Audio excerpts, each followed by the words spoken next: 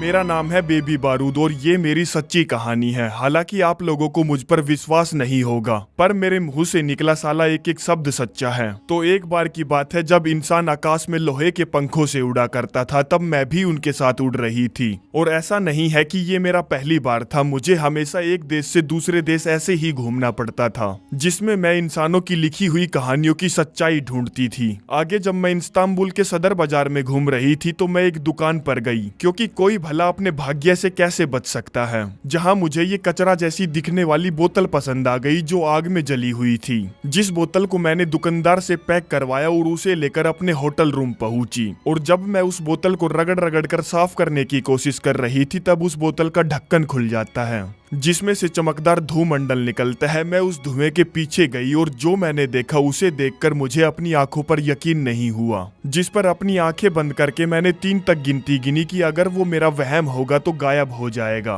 पर वैसा नहीं हुआ, क्योंकि वो सब बिल्कुल असली था। जो था ये बड़ा सा दानव जो उस कांच की बोतल से निकला था, जिससे बेबी बारूद काफी सारी भाषाओं में बात करने की कोशिश करती है, पर वो किसी भी भाषा का जवाब नहीं देता, सिर्फ ग्रीक भाषा को छोड़कर। जो उससे कहता है, प्लीज मुझसे डरना मत, मेरा नाम डोगर दिलेर है और मैं एक जिन हूँ, इसीलिए मैं तुम्हें बोतल से निकालने के लिए 3 विश देता हूँ। और 3 विश का मतलब है 3 विश, नो बकचोदी। ये कंसेप्ट तो जाना पहचाना सा लगता है, कहीं तुमने ये अलादीन मूवी से तो नहीं चुराया है? नहीं, ये मेरी कहानी है, अलादीन तो सिर्फ बच्चा है मेरी कहानी के आगे। और टीवी पर एल्बर्ट आइंस्टाइन को देखता है तो पूछता है, ये छोटा सा इंसान कौन है इस डब्बे के अंदर? क्या तुम कोई चूतिया चुड़ैल हो? नहीं, मैं चुड़ैल नहीं हूँ और इसे टेलीविजन कहते हैं, जिसको हम इंसानों ने साइंस में तरक्की करके बनाया है। अच्छा ठीक है, तो बताओ तुम्हारा दिल क्या चाहता है, क्या चाहिए तुम्हें? नहीं, अभी नहीं, हम धीरे धीरे आगे बढ़ेंगे, जिसमें वो उसे अपना नाम बताती है और उसने कहाँ पढ़ाई लिखाई की, किससे शादी की, कितने बच्चे हुए, सब कुछ बताती है। तभी रूम सर्विस वाला बेबी बारूद के लिए ब्रेकफास्ट लेकर आता है, जिसको वो फटाफट ब्रेकफास्ट लेकर वहाँ से टलका देती है।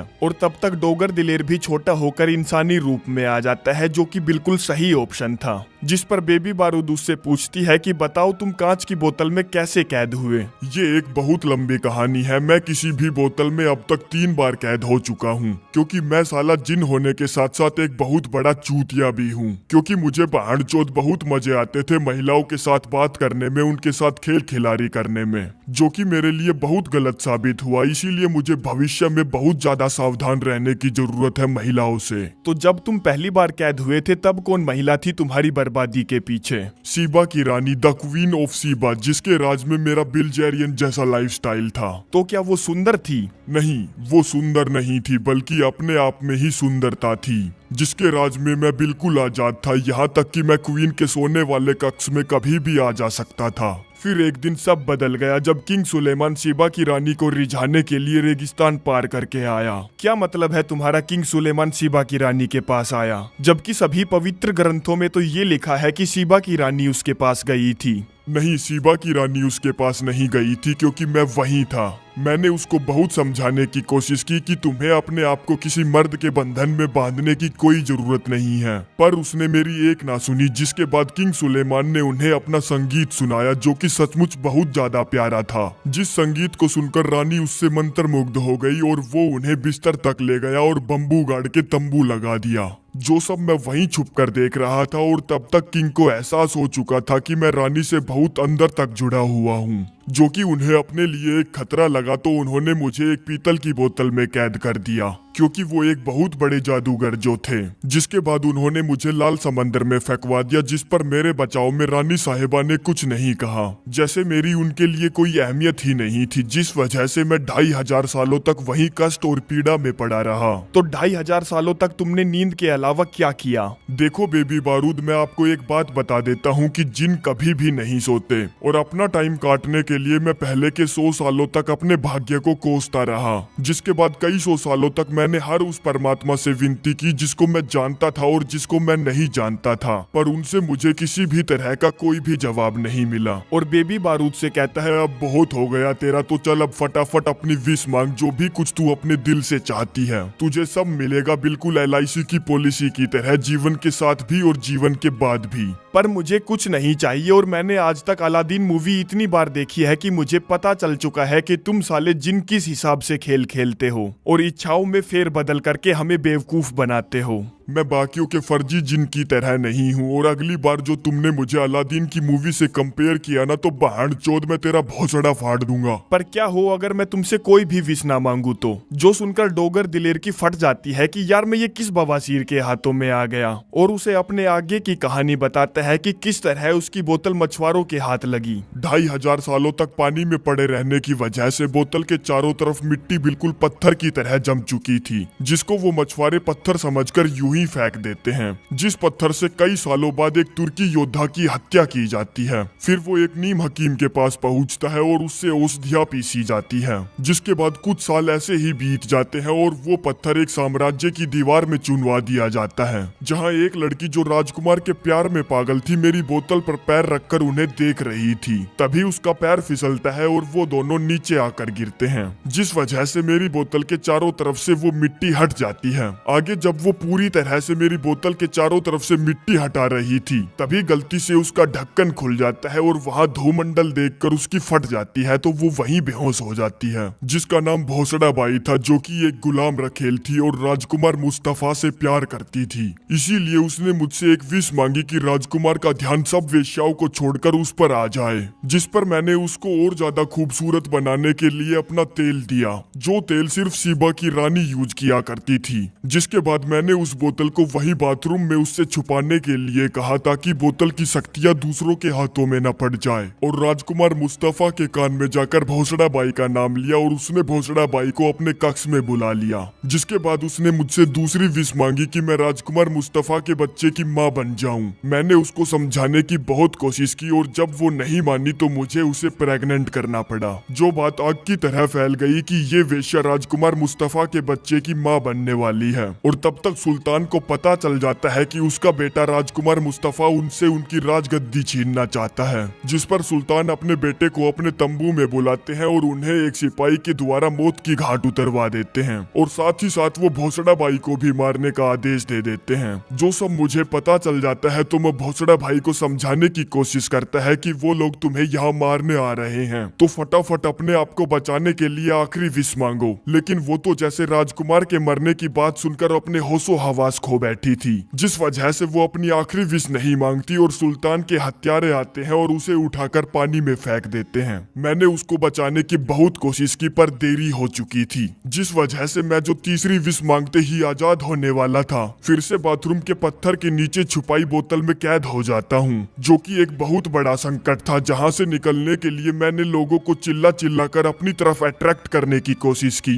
पर कोई भी मेरी मदद के लिए नहीं आया और मैं 100 सालों तक वहीं दफन रहा। फिर सन 1620 की बात है, जब मुराद नाम का एक राजकुमार वहाँ खेल रहा था, तब मैंने उससे मदद की गुहार लगाई, जो मेरी आवाज का पीछा करता हुआ बाथरूम तक पहुँच गया, और पत्थर हटाकर जब वो मुझे वहाँ से निकालने ही वाला था, तभी वहाँ उसकी माँ आ जाती है। आगे 11 साल की उम्र में उसे सुल्तान बना दिया जाता है, जिस वजह से वो मुझसे दूर होता चला जाता है, और 20 की उम्र में वो अपनी सेना के साथ युद्ध पर चला जाता है, जहाँ वो बहुत सारे युद्ध लड़ता है और जीतता है। फिर एक दिन वो वापस महल आता है और अब तक उसकी आत्मा मर चुकी थी, वो एक दरिंदा बन चुका था। शुरुआत के कुछ दिन तो वो नशे में डूबा रहा, जिसके बाद उसने पूरे राज्य से एक से बढ़कर एक कहानीकार को बुलाया, ताकि वो उसे कुछ आनंद दे पाए, लेकिन कोई भी उसे पसंद नहीं आता, जिन सभी को वो मौत की घाट उतार देता है। फिर एक दिन एक बुजुर्ग कहानीकार आता है, जिसकी कहानियों में गजब की ताकत थी। हुनर उसके लंबे लंबे बालों से साफ झलकता था, जिसकी कहानी सुल्तान मुराद को बहुत पसंद थी।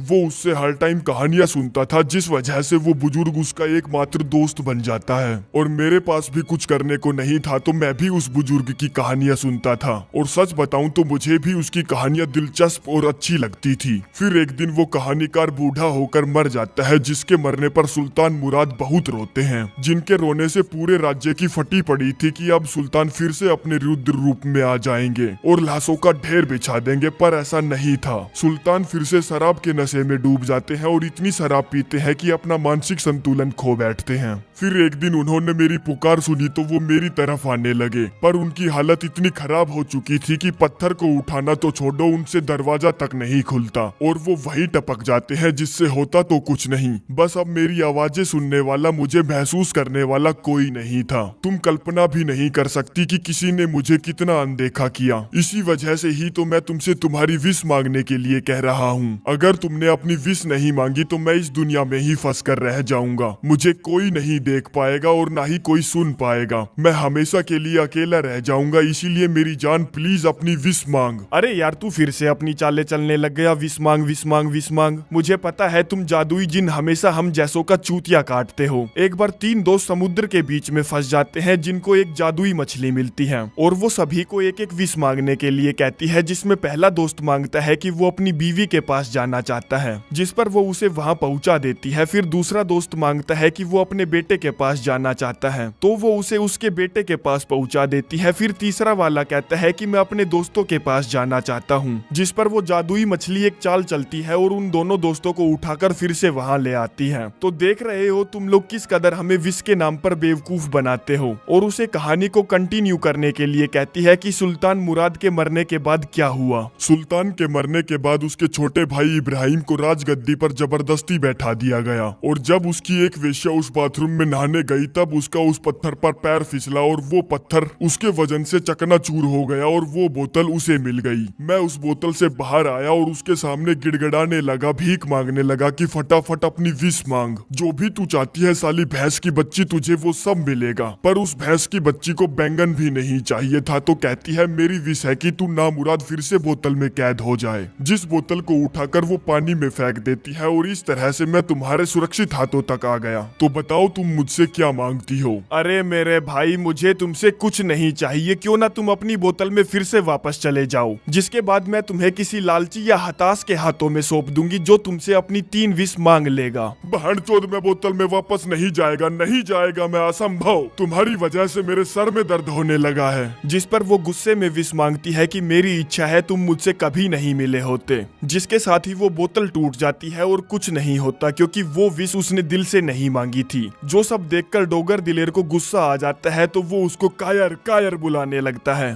तू झूठी है साली कुतिया, ऐसा कोई इंसान ही नहीं है जिसकी कोई इच्छा ना हो। तुम्हारा ऐसा रवैया देखकर लगता है कि तुम्हारे साथ ऐसा पहले भी हो चुका है। और उससे पूछती है तो बताओ आगे की कहानी में क्या होता है। मैं यहाँ एक जीनियस की वजह से हूँ, उसका नाम जोफिया था और उसके जैसे इंसानों की वजह से ही आज मानवता यहाँ तक पहुँची है। तो इसका मतलब ये है कि उस जीनियस की बेवकूफियों की वजह से तुम यहाँ हो, और मुझे लगता है कि यही वो कहानी है जिसे तुम मुझे सुनाने से बच रहे थे। हाँ, मैं इस कहानी से बचने की कोशिश कर रहा था क्योंकि मैं इसे अपने आप को भी नहीं सुनाना चाहता। सोफिया की शादी 12 साल की उम्र में एक बुजुर्ग व्यापारी के साथ कर दी गई थी, जिसकी 2 बूढ़ी पत्नियां जोफिया को बिल्कुल भी पसंद नहीं करती थी। कुछ समय बाद मेरी पीतल की बोतल मछली के पेट के द्वारा उस व्यापारी तक पहुंचती है, जिस बोतल को वो अपनी पत्नी जोफिया को दे देता है। और जब वो बोतल को साफ कर रही थी तब मैं उस बोतल से बाहर निकलता हूँ, जो मुझे पहली बार देखते ही समझ जाती है कि मैं हताश हूँ, जो आजादी और दूसरों से बात करने की चाह रखता है। खैर, वो बिल्कुल ऐसी थी जिसको जीनियस डा विंची की तरह याद किया जा सकता था।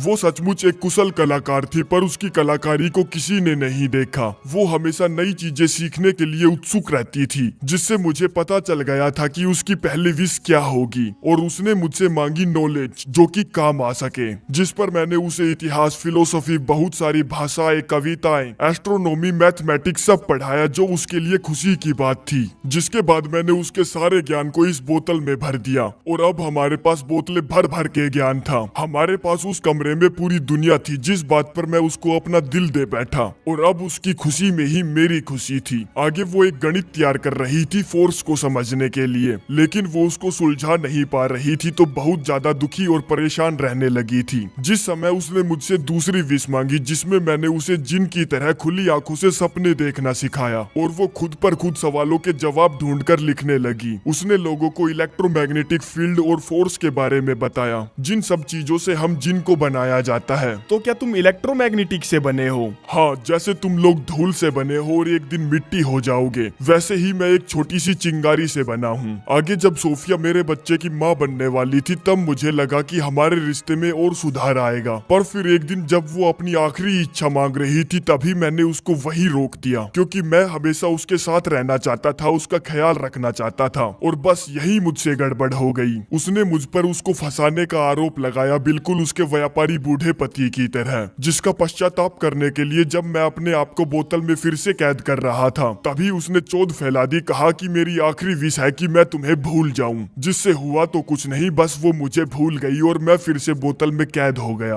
अब तुम ही बताओ, क्या किसी को पूरी तरह से प्यार करना इतना गलत हो सकता है क्या? जो सब सुनकर बेबी बारूद को डोगर दिलेर से हमदर्दी हो जाती है तो वो कहती है, मेरी इच्छा है कि तुम मुझे शीबा की रानी और जीनियस जोफिया की तरह प्यार करो, क्योंकि मैं प्यार की भूखी हूँ। जिसके बाद डोगर दिलेर उसे हवा में उठाता है और अपना 256 किलो का घोड़ा उसके अंदर डाल देता है और उसे भर भर कर इतना प्यार करता है कि उसकी पहली विश पूरी हो जाती है। अगले दिन वो उसे अपने साथ लंदन ले जा रही थी, जहां एयरपोर्ट पर चेकिंग के दौरान गार्ड उसे रोक लेते हैं। इस कांच की बोतल की वजह से, दरअसल जिन इस कांच की बोतल में था और सिक्योरिटी वालों को कुछ शक होता है तो वो उस कांच की बोतल को अच्छे से चेक करते हैं और जब उन्हें कुछ नहीं मिलता तो वो उसे जाने देते हैं। जहाँ घर पर जिन उससे कहता है, यहाँ की हवा बहुत भारी है, जिसमें बहुत सारी आवाजें हैं और कीचड़ पिचड़ है। वो कहती है, यहाँ टेलीविजन, मोबाइल फोन और उनके बड़े बड़े टावर्स की वजह से बहुत रेडिएशन है। जिसके बाद अगले दिन से बेबी बारूद अपने काम पर जाने लगती है और शाम के टाइम जब भी वो घर आती तो डोगर दिलेर को गले से लगा लेती, क्योंकि वो एक दूसरे को बहुत प्यार करने लगे थे, बहुत ज्यादा चाहने लगे थे। जिसमें अब डोगर दिलेर भी इंसानों को धीरे धीरे समझ रहा था, उनका रहन सहन समझ